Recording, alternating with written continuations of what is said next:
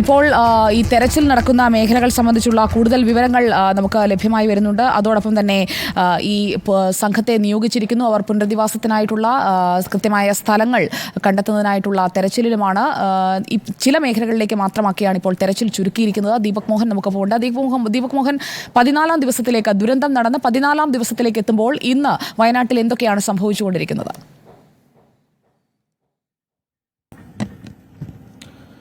സുജിയ പാർവതി, ഈ ദുരന്തം കഴിഞ്ഞ് 14-ാം ദിവസമാകുമ്പോൾ ഇന്നും തിരച്ചിൽ മുണ്ടക്കൈ ചൂരൽമല പ്രദേശങ്ങളിൽ നടത്തുന്നുണ്ട്. മാത്രമല്ല ഈ സൂചിപ്പാറ വെള്ളച്ചാട്ടത്തിന് താഴ്ഭാഗത്തെ പ്രദേശത്ത് നിന്ന് മുണ്ടേരി വനമേഖല വരെയുള്ള വനമേഖലയിലൂടെ ഇന്ന് സർക്കാർ സംവിധാനങ്ങൾ ഏകോപിപ്പിച്ചുകൊണ്ടുള്ള ഒരു തിരച്ചിലാണ് നടക്കുന്നത്. ഫയർഫോഴ്സ്, അതുപോലെ തന്നെ സിവിൽ ഡിഫൻസ്, പോലീസ്, വനം വകുപ്പ്, സന്നദ്ധ പ്രവർത്തകർ എന്നിവരടങ്ങുന്ന സംഘം 5 സെക്ടറുകളാക്കി തിരിച്ചുള്ള ഈ വനമേഖലയിൽ തിരച്ചിൽ നടത്തുന്നുണ്ട്.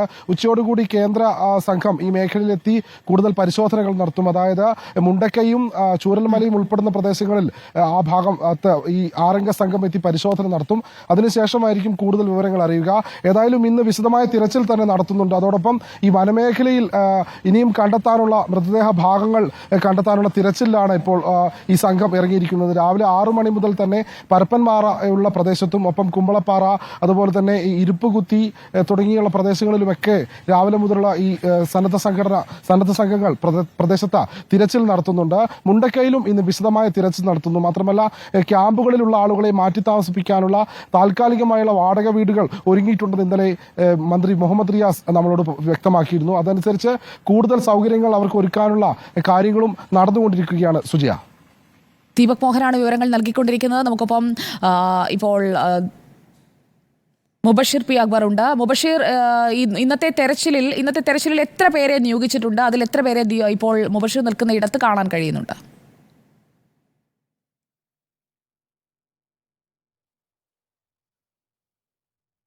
സുജയ പാർവതി, സന്നദ്ധ പ്രവർത്തകരടക്കം 200 ദൗത്യസംഘമാണ് ഇന്നത്തെ വിശദമായ തെരച്ചിലിലേക്ക് ചാലിയാറിലെ വിവിധയിടങ്ങളിൽ നിയോഗിച്ചിട്ടുള്ളത്. ഞാനിപ്പോൾ നിൽക്കുന്ന മുണ്ടേരി ഇരുട്ടുകുത്തി ഭാഗത്തു നിന്നുമാണ് തിരച്ചിൽ നിയോഗിച്ച സംഘം പുറപ്പെട്ടിരിക്കുന്നത്. നേരത്തെ ഞാൻ സൂചിപ്പിച്ചതുപോലെ 4 സെക്ഷനുകളാക്കി തിരിച്ചുകൊണ്ടാണ് ഇവർ ഇന്ന് തിരച്ചിൽ നടത്തിക്കൊണ്ടിരിക്കുന്നത്.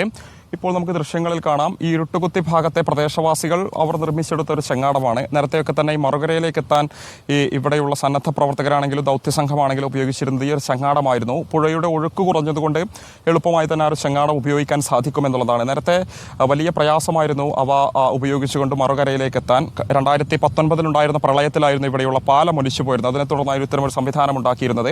തിരച്ചിലുമായി നടത്തുന്ന ദൗത്യ സംഘങ്ങളെ പരിശോധിക്കുമ്പോൾ NDRF ഉണ്ട്, പോലീസുണ്ട്, മറ്റു ഫയർഫോഴ്സ് ഉൾപ്പെടെയുള്ള സംവിധാനങ്ങളുടെ നേതൃത്വത്തിലുള്ള ഔദ്യോഗിക സംഘം ഒരു വിഭാഗമായി തിരിഞ്ഞുകൊണ്ട് 5 കിലോമീറ്റർ ദൈർഘ്യത്തിൽ ഇരുട്ടുകുത്തി മുതൽ പരപ്പൻപാറ വരെയുള്ള ഭാഗത്തെ തിരച്ചിൽ നടത്തിക്കൊണ്ടിരിക്കുന്നുണ്ട്. അവർ വിശേഷിച്ചും ഈ ഒരു ഉൾവനത്തിലേക്ക് പ്രവേശിച്ചുകൊണ്ടുള്ള തിരച്ചിലാണ് ഇന്ന് നടത്തിക്കൊണ്ടിരിക്കുന്നത്. ആ ഒരു മേഖലകളിലൊക്കെ തന്നെ ആദിവാസികൾ പറഞ്ഞതുപോലെ തന്നെ ഇപ്പോഴും ശരീരഭാഗങ്ങളൊക്കെ തന്നെ കുടുങ്ങിക്കിടക്കുന്നുണ്ട് എന്നുള്ളതാണ്. അവർക്ക് കൈകൾ കൊണ്ട് മാറ്റാൻ കഴിയാത്ത വിധം വലിയ ഭാരമുള്ള കല്ലുകൾക്കിടയിൽ ഉൾപ്പെടെ അത്തരത്തിൽ ശരീരഭാഗങ്ങൾ അകപ്പെട്ടിരുന്നോ എന്നൊരു സംശയം അവർ പ്രകടിപ്പിച്ചിരുന്നു. അതുകൊണ്ട് അവരുടെ സഹായത്തോടു കൂടി ഉൾവനത്തിലേക്ക് പ്രവേശിച്ചുകൊണ്ട് ഈ ഒരു ഔദ്യോഗിക ദൗത്യ സംഘം അവിടെ തിരച്ചിൽ നടത്തുന്നു.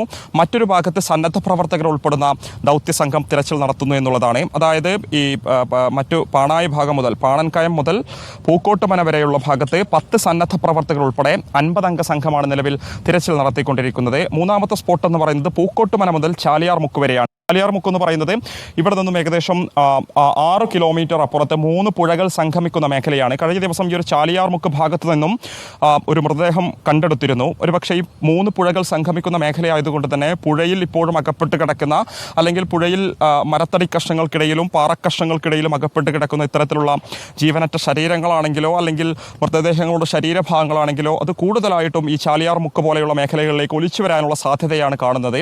ശേഷം ഈ പുഴകൾ സംഗമിക്കുന്ന മേഖലയായതുകൊണ്ട് തന്നെ ആ ഒരു മേഖലയിൽ ഒരു പ്രത്യേക സംഘത്തെ തന്നെ ഉപയോഗിച്ചിട്ടുണ്ട് എന്നുള്ളതാണ് തിരച്ചിലിന് വേണ്ടി.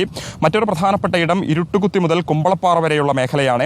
ഇവിടെ 40-അംഗ സംഘമാണ് തിരച്ചിൽ നടത്തിക്കൊണ്ടിരിക്കുന്നത്. ഇതിൽ സന്നദ്ധ പ്രവർത്തകർ ഉൾപ്പെടുന്ന വിഭാഗങ്ങളും തിരച്ചിലിനായിട്ട് ഇറങ്ങിയിട്ടുണ്ട് എന്നുള്ളതാണ്.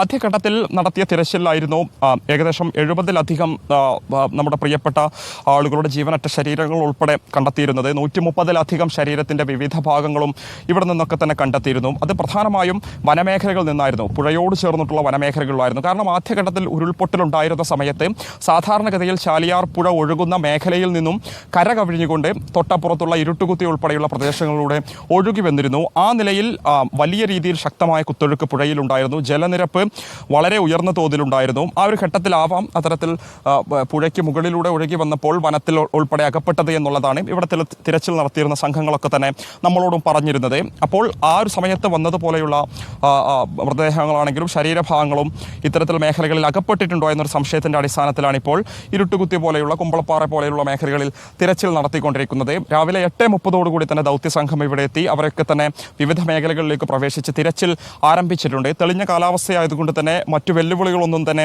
നിലവിലെ സാഹചര്യത്തിലില്ല. കൂടുതൽ യന്ത്രസാമഗ്രികൾ, ഉപകരണങ്ങൾ, വാഹനങ്ങൾ, ഓഫ് റോഡ് വാഹനങ്ങളൊക്കെ തന്നെ ഒരു മേഖലയിലേക്ക് എത്തിച്ചിട്ടുണ്ട്. കാരണം പുഴയ്ക്ക് അപ്പുറത്തേക്ക് എത്തണമെങ്കിൽ ചെങ്ങാടം പോലെയുള്ള സംവിധാനങ്ങൾ ഉപയോഗിച്ചാൽ മാത്രമേ സാധിക്കൂ എന്നുള്ളതാണ്. പാലമില്ലാത്തത് കൊണ്ട് തന്നെ അവയ്ക്ക് മറുകരയിലെത്തിയാലും നേരത്തെ ഞാൻ സൂചിപ്പിച്ചതുപോലെ വിവിധ ഇടങ്ങളിൽ കുടുങ്ങിക്കിടക്കുന്ന അല്ലെങ്കിൽ പുറത്തെടുക്കാൻ കഴിയാത്ത ശരീരഭാഗങ്ങളാണെങ്കിൽ അവയ്ക്ക് തന്നെ പുറത്തെടുക്കണമെങ്കിൽ വലിയ ഭാരമുള്ള കല്ലുകൾ മാറ്റേണ്ടതുണ്ട്, പാറക്കഷ്ണങ്ങൾ മാറ്റേണ്ടതുണ്ട്. അതിന് അവരുടെ കയ്യിൽ ആയുധങ്ങൾ, ഉപകരണങ്ങൾ ആവശ്യമാണ്. അതൊക്കെ തന്നെ ഇവർ കരുതിയിട്ടുണ്ട്.